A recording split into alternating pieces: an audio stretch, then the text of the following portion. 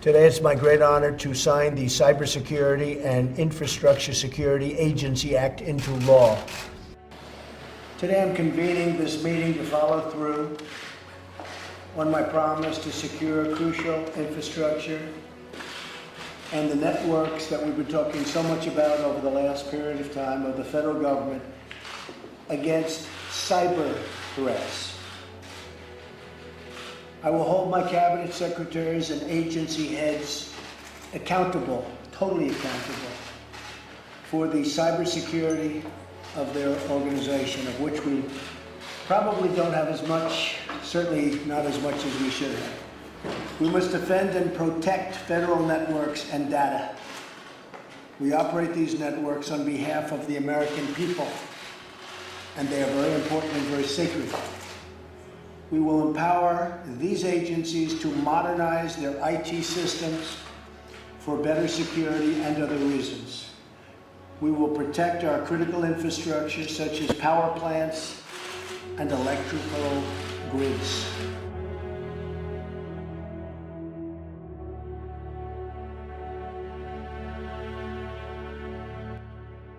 Once again, full faith and support for America's intelligence agencies. I have a full faith in our intelligence agencies. Whoops, they just turned off the light. That must be the intelligence agencies. There it goes. Okay. You guys okay? Good. That was strange, but that's okay.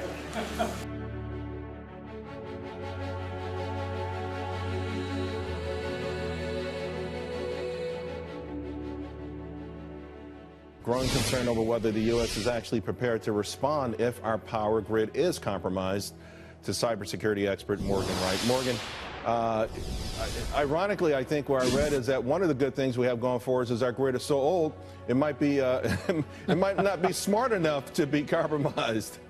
Yeah, look, all you have to do, Charles, is watch a natural disaster, and you'll see that our power grid is still fragile.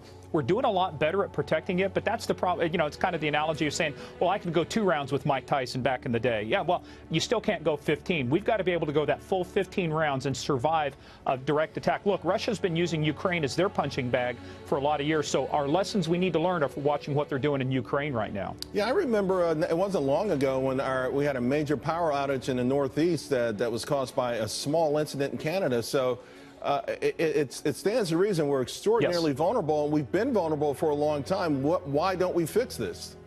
Look, you know, if you look at the patchwork that is called the energy grid, I mean, it is a collection of a lot of different things, a lot of different power stations, a lot of different technologies. They're transitioning, trying to make things more network-oriented, trying to beef up their cybersecurity, but that brings its own problems because now we're trying to connect older systems to network technology, and that's one of the flaws that they took advantage of in the Ukraine attack. They attacked these cables that connected the power systems to the computer networks and physically damaged them. So yeah, there's a lot of work we still have to do on this, Charles, but the biggest thing you're talking about is that recovery piece. We know we're going to get attacked. The question is, how fast can we reconstitute and recover our energy? Because if you want to go after a nation, as Deidre was saying, another thing, it's a maximum war. Go after their power, go after their water, and you can bring a nation to its knees. Well, every day, America's adversaries are testing our cyber defenses. They attempt to gain access to our critical infrastructure, exploit our great companies, and undermine our entire way of life. And we can't let that happen. This vital legislation will establish a new agency within the Department of Homeland Security to lead the federal government's civilian response to these cyber threats against our nation. We've had many, many threats against our nation. Cyber is going to be the newest form, and the threats have taken place, and we've been doing a pretty good in knocking them out, but now this will make us, I think, much more effective. Is on the brink of disaster.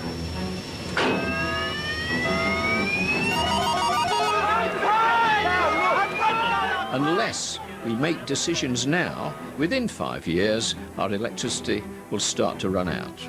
You can't make electricity out of thin air. It's a crisis which will leave us all vulnerable.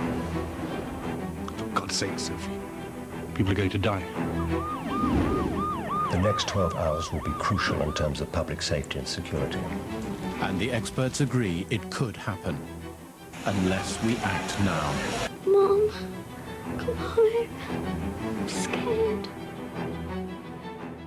Is the rationale then that this is a national security issue, that the grid needs to be stable? Absolutely. They're asserting that this is a national security concern, that the grid is threatened by the premature closures of these plants. They argue that, nuclear plants and coal power plants, they have fuel on site, so they're a little bit more durable and resilient. They can snap back more quickly after an emergency or a cyber attack. This is the assertion that the Energy Department is making, and they're saying that, our Defense Department installations are 99% dependent on the U.S. electric grid. And that the grid itself is threatened when coal plants and nuclear plants retire, because that means that we have more natural gas power, we're more dependent on natural gas power, and we're more dependent on renewable power that doesn't get produced around the clock. A new article in the New York Times suggests a massive cyber attack is on the horizon, and many systems worldwide are just simply not prepared for it. Homeland Security cyber team is already focused on the 2018 midterm elections, describing it as one of the highest priorities on par with protecting the power grid. But when we're in an incident, this is where we would manage an incident, and we do that collaboratively because the federal government is just, we can't do it alone. The Trump administration has eliminated its cyber security coordinator role in a move that really has puzzled a lot of experts. Rob Joyce announced that he was leaving the post to return to the National Security Agency last month, and he will not be replaced. Trump's national security advisor, John Bolton, says that he hopes the changes lead to more efficient management in U.S. cyber intelligence. Outside to doubt American intelligence when it comes to Russian hacking. I'm trying to just better understand why it seems that way. Well, I just want them to be sure, because it's a pretty serious charge, and I want them to be sure. And if you look at the weapons of mass destruction, that was a disaster, and they were wrong. And so I want them to be sure. I think it's unfair if they don't know. And I know a lot about hacking, and hacking is a very hard thing to prove. These hackers, we heard in the New York Times story that they got a hold of weapons that were created by the NSA. First of all, how would hackers get a hold of those? Well, in this case, these weapons these exploits were released by a group called the Shadow Brokers. No one's quite sure who they are. I think there's a good amount of consensus that they're probably a Russian-related group. There is a possibility that is an insider or a mole, possibly a former official at NSA. No one is really sure. There's probably a lot of work, as you can imagine, going on in the intelligence community to find out how these things were released. But of course, the reality for all of us is the genie is out of the bottle. These things are on the street, and criminals and other groups have access to them now. They were probably sent here so that we put them in our jails. Because to put them in our jails, they didn't pay the electric bill. To put them, oh, I like that much better. Oh.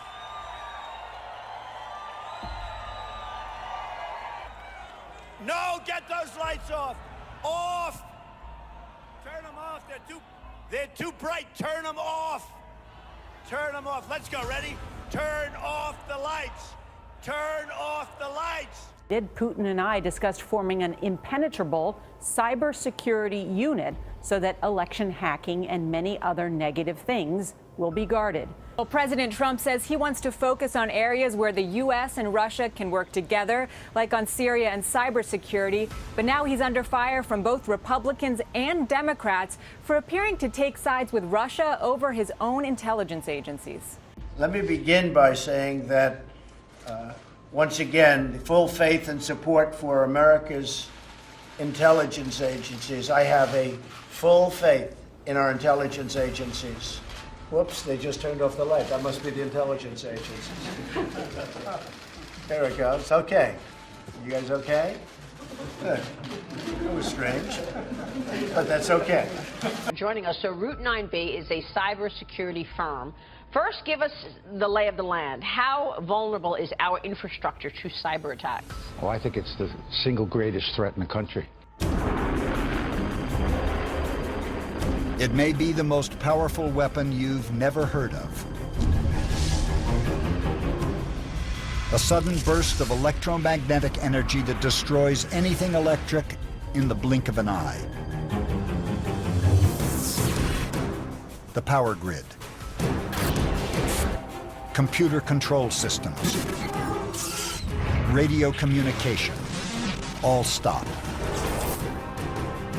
It can come from nature or from an enemy. It doesn't matter. The result is the same. With little or no warning, life as you know it will end.